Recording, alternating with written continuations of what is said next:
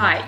So, FinTech Consultancy has attempted to find out how different individuals of our nation has carried out their work during the past few months and also to find out how far they have digitized their company. So, I have the pleasure of speaking to Pravini Wickramanayake, Manager Investor Relations and Secretary to the Board of that group of companies. So, Pravini, hi, how are you? Hello, hi Ashika. Very good morning to you. Thank you for letting us join and giving us this opportunity to join you. So first of all, thank you for that. Right. So without wasting your time, I'll move on with the first question. Sure. So how did the organization sustain during the lockdown period, like the past few months? So sustain is the key word there, and that's a very good question. First of all, before I tell you how, let me just tell you what TED is and what we do. TED is a diversified conglomerate, and we are in the industries of hospitality, renewable energy, plantations, and investments, all of which are into sustainable investments. So sustenance was in different kinds because we're into different industries. For example, if you take renewable energy, of the hydro projects that we have, one hydropower plant was under construction. So there we faced a situation where we had to check the health of all people, and we went to the police to get permission and approval for them to continue, be at the site, but to not move anywhere and continue with the constructions. So, and for example, the hotels, we had to abide by the government regulations where the hotels had to be closed at that time. But we focused our efforts on doing things that we missed out, where, give more training on how to better housekeep, new recipes. So there were things that of course, if it would have been good if we could operate the hotels, but, we stick to what we could do and to improve our services. So simply said, to sustain, I'll just tell, maybe this would work out for you if I answer you. What we did was we had a vision for each industry and each property that we had to make it operational, for example. Then what we did was we listed down the possibilities and the hindrances that we have. Possibilities, we didn't worry too much because it's possible. Then, of course, there are lots of hindrances because people can't move about, people can't go out. There were so many hindrances, and how it was new and how do we do it? So what we did was we took each one and wrote out possibilities. We didn't know, it was a trial and error. It could be possible, not possible, but it was important to keep our options open and to know what we are doing and our surroundings, to list down the options and to try each one out. So that is why even with the unique situation of the construction at site, we were able to not lose out on the time on construction. But now I can confidently say for that construction site that I spoke to, 85% of the construction is almost done and we will start in a few months. So I think for each of the projects, that's how we sustained. Okay, so you all have played the game very well, I can say. So in terms of like employees, what can you say? Like, how did you all carry out the normal work? I must say, carrying out work, we, of course, to sustain and carry out, first and foremost, we did have to sustain, to answer your first question and to connect it with the second question, to a reasonable amount, we had to go ahead with a salary reduction scheme. But confidently, I can say we were able to not lay off anyone, but to sustain everybody. Carrying out work, in terms of work, we actually, prior to COVID, since the inception of the company, we had adapted G Suite into our company, the whole of our head office. So everything was on the Google Drive, and it was very, very easy. Actually, we didn't prepare for COVID or anything, but because we were geared towards sustainability and we were geared towards paperless communication, paperless work and communications, we were already on Google Drive. So, and starting from the head of departments to all the staff members, we all had laptops. and everything was on the Google Drive, so working was much easier. Internally, since we had G Suite, we were communicating on Google Meetup. But for clients outside our organization, it was sometimes based on the client, based on the external party. We had to be a bit flexible with what we use. But, everything was on the drive, and there are options: Google Sheets, Google Docs, where you can collaboratively work. Even with my team, that's how the progress reports were checked. Progress reports were sent. We had a time, and we got online together on time. So even speaking was much more convenient because of the chat system. So I think we didn't miss out on important meetings, but we didn't miss out on important things that need to get the company rolling because of the digitization. So I think carrying out work was much easier because early on we were on it. I see. So I'm so glad to hear that. Can I mention this also? Since I mentioned plantations, none of the tea factories were also closed, and first time in Sri Lanka, even the sale of teas were possible because even the auctions was digitized. For the first time, we had e-auction. So I think that was very important for us as well. Right. So I think with all of this, what you said, I think I should thank you, and also at the same time, I think I should congratulate you to carry on with the work.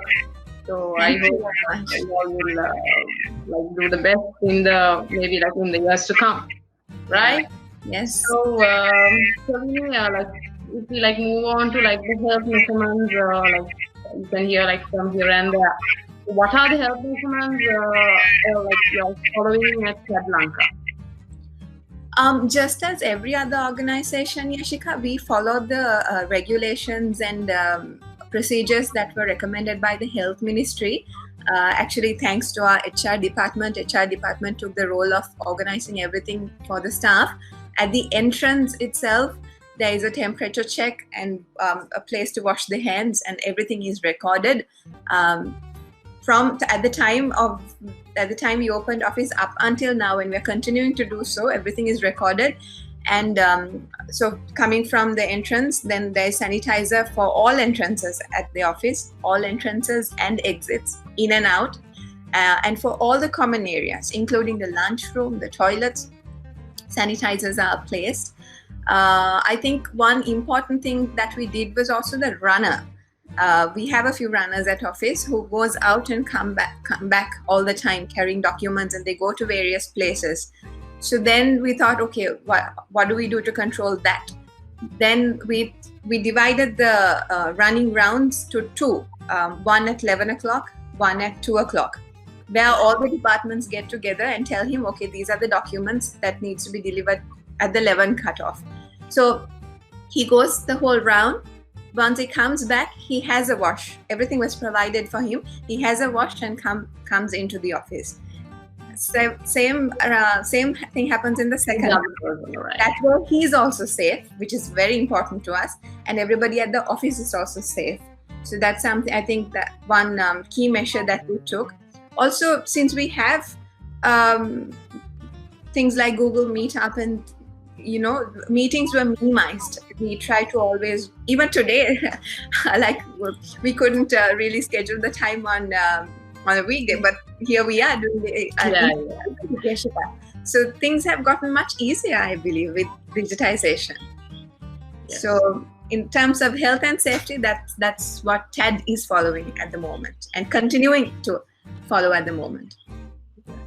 Okay, Pravini, thank you so much for the information. So the next question is you mentioned all these things how we all sustain in the first question, how we all sustain during the pandemic situation.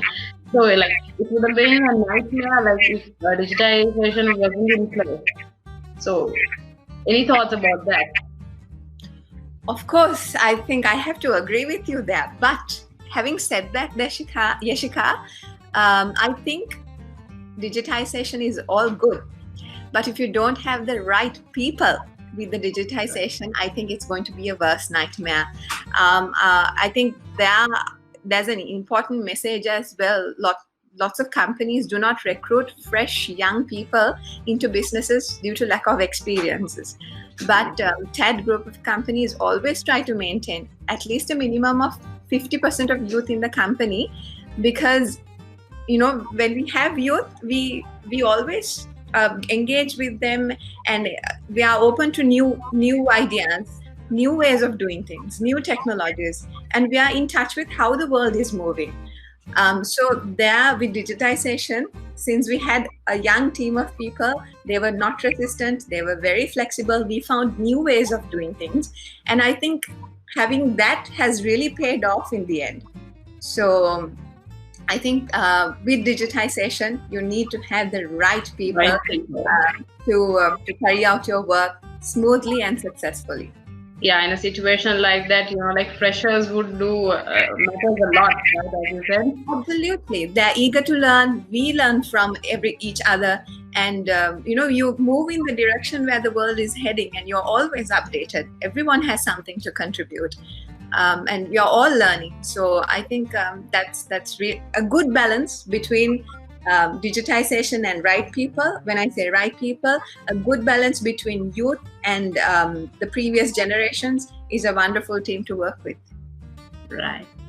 Okay. So Pravini, the last question. So what is your opinion about the downfall of the economy? Like what happened in the past couple of months, and your personal idea about that?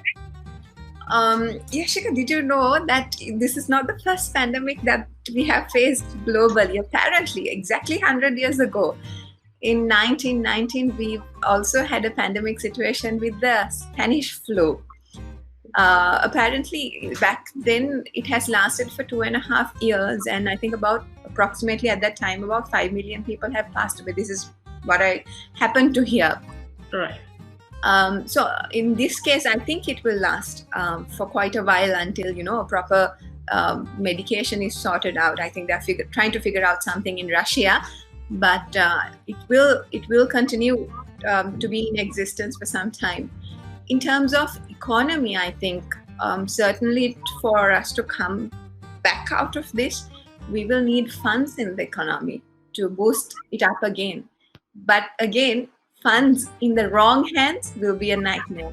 But funds in the right hand to the right people will certainly help us to revive the economy, where the funds are allocated in the right places to develop the country. I think this is a good opportunity for us to develop as a country as well. So with a little bit of investment, with a little bit of funds in the right place and the right industries and the right by place and people, I mean the industry, the country and the people, I think we have a good future. But we need the good support of the government and the private sector engagements in this situation. So I hope the people will watch this video and they could take it as an advice. And yeah. So Pravini, I think we have come to the end of the talk show. I would like to thank you on behalf of FineTech for joining with me on a Saturday over Google Meet. And also, I would like to wish you all the best, you and your company, to do more in the years to come. Pravini, thank you so much once again. Thank you, Yashika, and I must thank FineTech as well. FineTech has always been very supportive, and I don't know if it's okay to mention names, but we have a few people coordinating with TED group of companies. Yes, we have Sri all the time helping us. He's just a call away, and he has been always sorting it out. Even if it's 12 in the night, he'll always answer the phone and helped us out. He has been very supportive. Even during COVID-19, we had a few restrictions where we had to sort of negotiate with FineTech, and they were very helpful with that as well. So I thank FineTech for that constant support, because that was much needed even during the time of transition from paper to cloud basis. Please keep supporting us and supporting other companies. Thank you, and we wish you all the very best as well, Yashika. Right, Pravini. Okay. See you. Thank you very much.